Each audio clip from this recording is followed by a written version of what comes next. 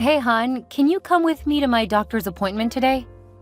I'm really nervous because I'm pretty sure there is something wrong. I'm sure you're just being paranoid. You've always been so healthy. I don't see that changing now.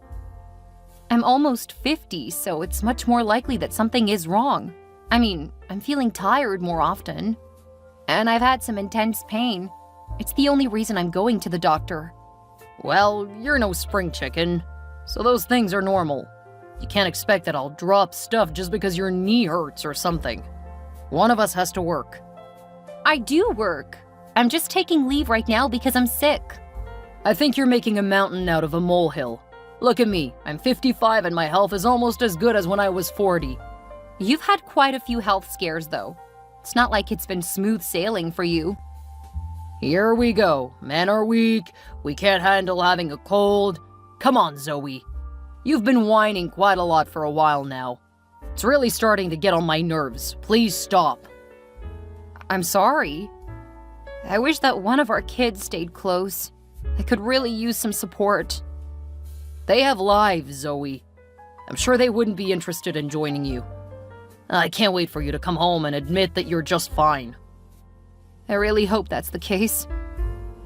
Speaking of fine, do you have the receipts from my last trip? Yeah, it's saved on the computer. I've asked you to email those to me. I did. Oh, I see. Thanks. Now I can submit them for reimbursement. I have to go. Good luck at the doctor's. I look forward to hearing you were worried for nothing. I hope you're right. Carl, when are you coming home? It's after 7. Working late. Money is a bit tight right now, you know. No, it's not. I put away plenty in savings when you started working again. I got raises at both jobs, and since you were working, I put the extra money right into savings. Thanks for reminding me of the 2 years where I was unemployed. Look, I'm working really hard to make up for that time. You don't need to bring it up out of nowhere. I wasn't. My point was that I saved up several $1,000s. Right now, I really need you home. Is this your way of trying to make me lose another job? I said I have to work late. I'll be home when I finish up here. You'll be just fine without me.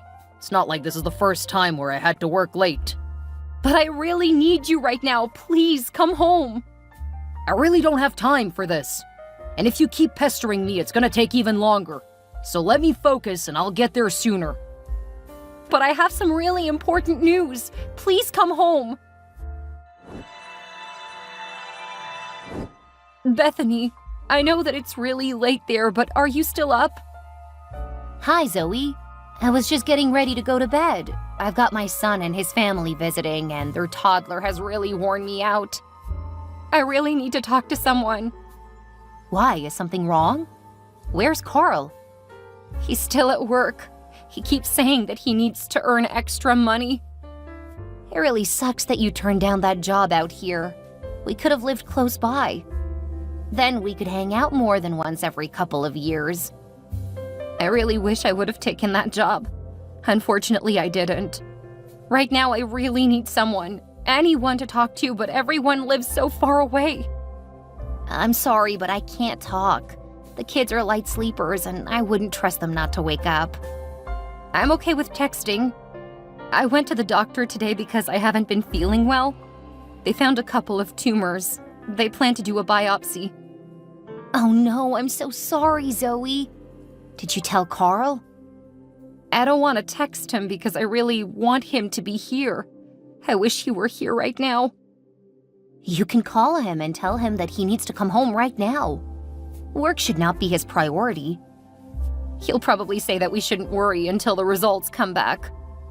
Oh, absolutely not. That's ridiculous. If he were the one who found out, he'd pretty much act like a toddler. Actually, that's not fair to toddlers. My grandson is far less needy than your husband. If he were the one who received that news, you'd barely be able to do anything. I just wish he were home. Right now, I feel so lonely. I'm so sorry, honey. I wish I could be there for you. Why don't you contact your kids? Because I don't want to worry them unnecessarily. What about some of your relatives close by? The only family still alive around here are all on his side of the family. If I tell any of them first, Carl will look bad. He should. Call him up, and if he isn't willing to come home, you'll need to call someone else. You shouldn't be going through this alone right now. I know. That's why I texted you. I can't think of anyone else. Here's a big virtual hug. Now go call your husband. Hi, Carl. Just wanted to remind you that I have my next round of chemo today. Oh, I forgot about that. I figured you would. Please make sure to come this time. You promised you would come with me this time. Each treatment leaves me increasingly drained. I would really like for you to come with me this time. I was there with you for the first one, and you were just fine. I don't really think that you need me. I do. Please, I really need you there with me today. Look, Zoe, I know that you're going through something really rough right now, and I appreciate that you need someone. However, I simply can't be that person. You deserve someone who can take you to these things and who can still see you as a woman. I just can't be that man anymore. What? What are you talking about? I'm saying that I simply can't do this anymore. You aren't the woman I married.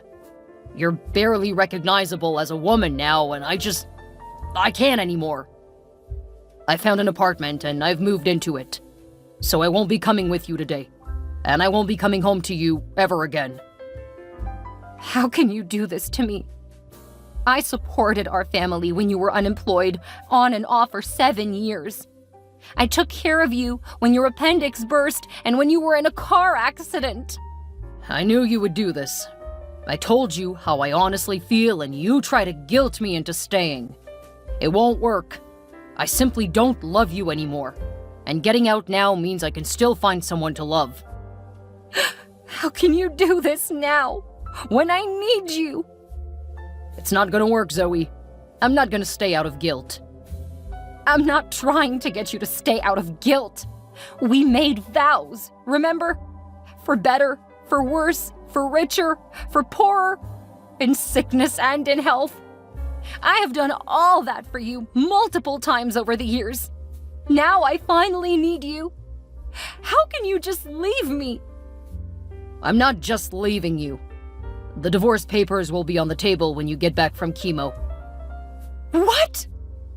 Instead of coming with me, you're gonna make things even worse? You will be in a weaker state, so it's much more likely that you will sign. I really don't want to drag this out. I just want it over. I'll give you half a year to move out of the house. It's the least I could do since you'll be receiving treatments for most of that. I also expect that you'll give me half of our savings. Don't expect any alimony or anything, though. I'll need all of my money to keep up the house after you move out. If you think that I'm just going to sign the papers, you clearly haven't been paying attention over the years. That's so funny. Unless you're admitting that you aren't nearly as bad off as you are claiming. I mean, I wouldn't be surprised if you've been faking it. You stopped being attractive to me long before the cancer. That just gave me the excuse I needed to finally spread my wings and live. Thank you for the years together, but we've been over for a long time now. That's quite the change from how you felt last year. You remember when you said you can't imagine life without me? Oh, I only said that because I felt it at the time. Usually I didn't feel like that about you. So it really stood out to me. I just spoke what I felt. That wasn't how I usually felt. Anyway, now you know. I'm sorry that this is how it has to be, but I just don't see a future with you. I just don't feel like sitting around waiting for you to die. Please don't do this to me. Not right now. Sorry, Zoe, but all you are to me now is my ex-wife. Good luck with everything. And don't worry, it will all be over soon. You were right, Bethany. This whole time you were right. Of course I was. That shouldn't come as a surprise. What specifically was I right about, though? Carl filed for divorce. He says that he can't stay with me now that I'm sick. Apparently, I don't look like a woman anymore. Oh, Zoe. I'm so sorry. I always knew he was horrible. But even I didn't think he was this evil. What you need to do now is ruin him. Go full scorched earth on him. People have to know what you're going through, so make it clear that's why he's left you. That's just it. No one knows except you and Carl. And of course the people at the facility. You haven't told anyone else? How can people not notice how much you've changed since you started getting chemo? You know how particular I am about appearances. I've kept up my appearance and everything. I still do housework while wearing makeup, grocery shop while looking great. To make sure it wasn't clear, I even got a wig that looked like my hair before it started falling out. Oh, Zoe. You have got to stop trying to make everyone else feel better. You absolutely need help now. Scream it from the rooftops. Post flyers. Make that thing regret ever having treated you like anything less than the wonder you are. That's your style, not mine. Right now, just keeping up with treatments is as much as I can manage. You have to do something. You can't just take this lying down. Oh, I don't plan to. He says he's going to stay somewhere else while I stay in the house for 6 months. Since he didn't bother paying attention to my treatment plan, he's giving me an extra 4 months. So what? You shouldn't be kicked out of the house at all. Oh, I know. I'm tired.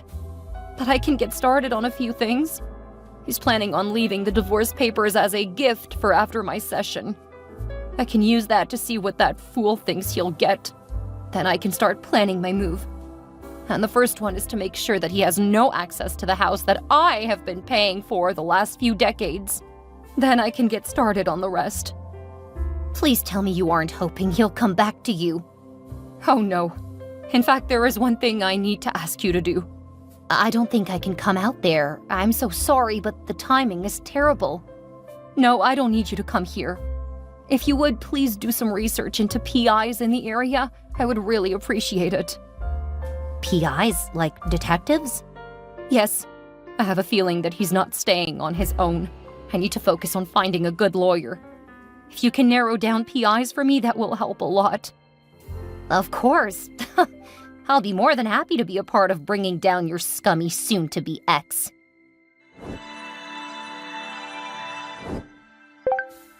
Did I see you leaving my parents' neighborhood yesterday? Hi, Carl. I thought you didn't want to talk to me. I'm really sorry, but now is not a good time. I need to lie down because I'm feeling really tired.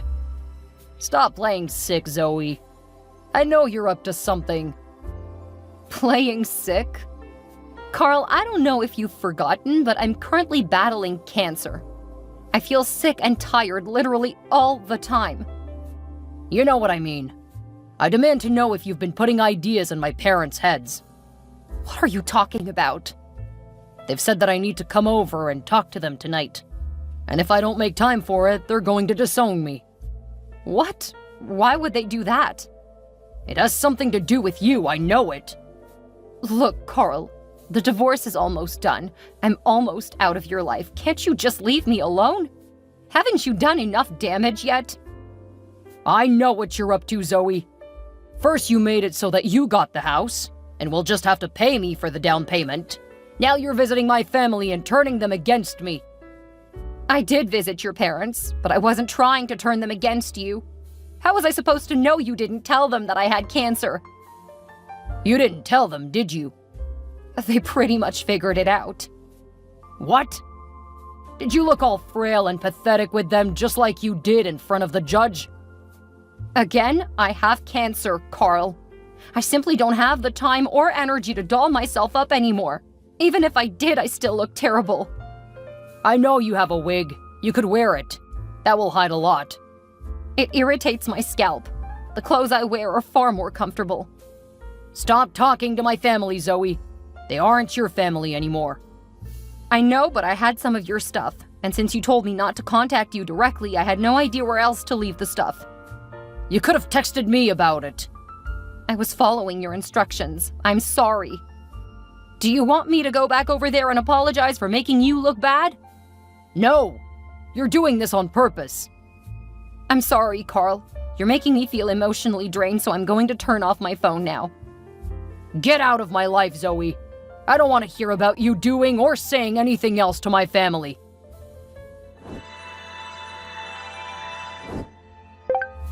Did you really just come to my office? Wow, I can't believe you're contacting me twice in 1 week.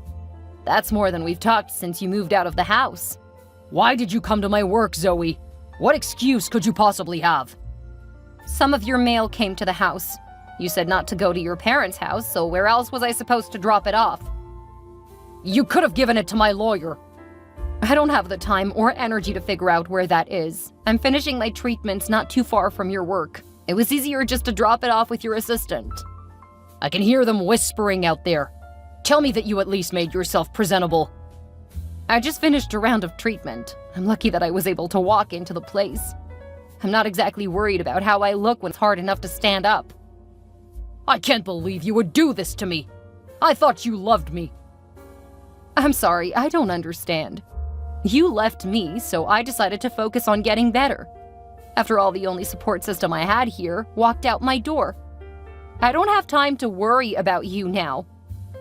Oh, you're clearly worrying about me, and you're making sure that I look like the bad guy. How am I making you look bad? I'm trying to abide by the rules we put into place while our divorce goes through. Oh, I see what you're doing. I thought that you were a little too easy. The only fighting you did was for the house. You were plotting that whole time. Well, now I'm going back to court, and I will get everything. Unless you stop this. Once again, you leave me far more confused than anything. I'm sorry if the people at your work didn't know that you left me because of cancer. Wait, you told them too? When your assistant asked me what was wrong, I figured she knew what I've been going through. I mean, you were with me for the first few rounds of treatment. It would make sense that you would talk about that at work. I figured they sympathized with you. You're destroying my life! I'm sorry, Carl, but I need to go. I'm too weak to stay awake any longer.